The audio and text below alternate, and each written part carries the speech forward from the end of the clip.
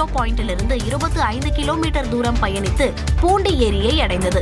தற்போது பூண்டி ஏரியின் நீர்மட்டம் அதன் மொத்த கொள்ளளவான 35 அடியில் 34.5 அடியை எட்டியுள்ளதால் அங்கிருந்து இணைப்பு கால்வாய் வழியாக புழல் மற்றும் செம்பரம்பாக்கம் ஏரிகளுக்கு தலா 250 கன அடி தண்ணீர் அனுப்பப்படுகிறது. இதன் மூலம் விவரங்கள். இந்திய கம்யூனிஸ்ட் கட்சி மற்றும் திமுக இடையே தொகுதி பங்கீட்டு பேச்சுவார்த்தையானது அண்ணா அறிவாலயத்தில் தொடங்கியிருக்கிறது.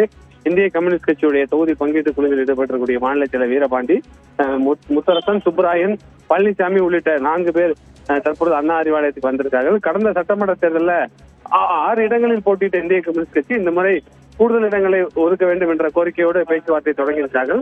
அதே திமுக மற்ற கூட்டணி கட்சிகளுக்கு கூறியதை போல கூட்டணி கட்சிகள் திமுகவில் இணைந்திருப்பதால் தொகுதியுடைய எண்ணிக்கையை குறைத்துக் கொள்ள வேண்டும் என்ற கோரிக்கையை வைத்திருப்பதாக தகவல் வெளியாகிறது. ஏறக்குறைய ஒரு 15-20 நிமிடங்களுக்கு மேலாக அந்த பேச்சுவார்த்தை நடைபெறுகிறது. இதனைத் தொடர்ந்து மார்க்சிஸ்ட் கம்யூனிஸ்ட் கட்சியும் பேச்சுவார்த்தைக்கு வர இருக்கிறார்கள்.